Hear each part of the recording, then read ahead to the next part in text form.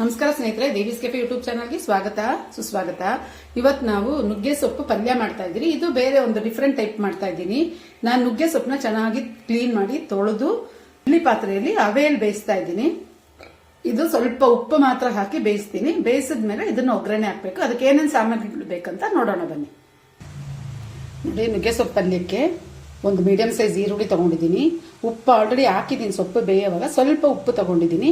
ಒಂದು 1/4 tea spoon ಅರಿಶಿನ ಪುಡಿ, ಒಂದು 5 ಒಣಮೆಣಸಿನ್ಕಾಯಿ, ಒಂದು ಇಡಿಯಷ್ಟು ಕಡಲೆಕಾಯಿ ಬೀಜ, ಒಂದು 7-8 ಎಸಳು ಬೆಳ್ಳುಳ್ಳಿ, ಕರಿಬೇವಿನ ಸೊಪ್ಪು, ಸಾಸಿವೆ, ಒಗ್ಗರಣೆಗೆ ಎಣ್ಣೆ ಹಾಕ್ಬಿಟ್ಟು ಇದು ಕಡಲೆಕಾಯಿ ಬೀಜ, ಒಣಮೆಣಸಿನ್ಕಾಯಿ, ಬೆಳ್ಳುಳ್ಳಿ 3 ನಾನು ಕಡಲೆಕಾಯಿ ಬೀಜ ಚೆನ್ನಾಗಿ ಹುರ್ಕೊಂಡು ಚಿಪ್ಪೆ ತೆಗೆದ್ರೂ ಪರವಾಗಿಲ್ಲ, ತೆಗ್ದಿಲ್ಲ ಅಂದ್ರೂ ಪರವಾಗಿಲ್ಲ.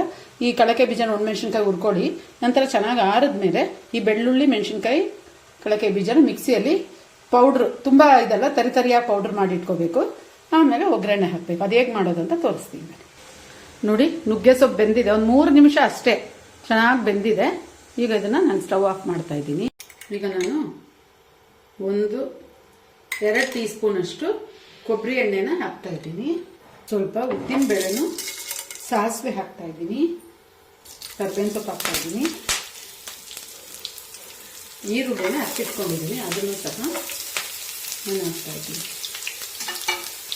ಸಿಡಿದಿದೆ, ಸೊ ಈಗ ಇದನ್ನೆಲ್ಲ ಫ್ರೈ ಮಾಡೋಣ.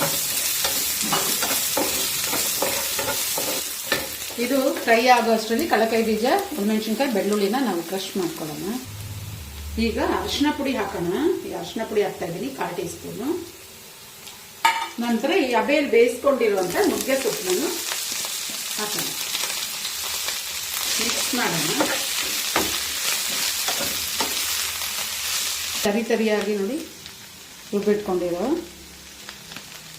ಹಾಕೋಣ. ಉಪ್ಪು ಕಡಿಮೆ ಅನ್ಸುತ್ತೆ, ಬೇಕಾದ್ರೆ ಇನ್ನೊಂದು ಸ್ವಲ್ಪ ಉಪ್ಪು ಹಾಕೋಬಹುದು. ಆಲ್ರೆಡಿ ಉದ್ದಿರೋದ್ರಿಂದ ಹಸೆ ವಾಸನೆ ಏನು ಇರೋದಿಲ್ಲ, ಆದ್ರೂ ಒಂದ್ ಸ್ವಲ್ಪ ಬಿಸಿ ಆದ್ರೆ ಸಾಕು.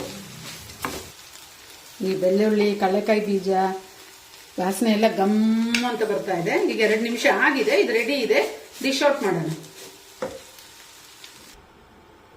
ನೋಡಿ ಸ್ನೇಹಿತರೆ, ರುಚಿಕರವಾದ ವ್ಯತ್ಯಸ್ತವಾದ ನುಗ್ಗೆ ಸೊಪ್ಪು ಪಲ್ಯ ರೆಡಿ. ನೀವು ಟ್ರೈ ಮಾಡಿ ಹೇಗಿದೆ ಅಂತೇಳಿ. ದೇವೀಸ್ ಕೆಫೆ ಯೂಟ್ಯೂಬ್ ಚಾನಲ್ ಸಬ್ಸ್ಕ್ರೈಬ್ ಮಾಡಿ, ಲೈಕ್ ಮಾಡಿ, ಶೇರ್ ಮಾಡಿ, ತಪ್ಪದೆ ಕಮೆಂಟ್ ಮಾಡಿ. ಬಾಯ್.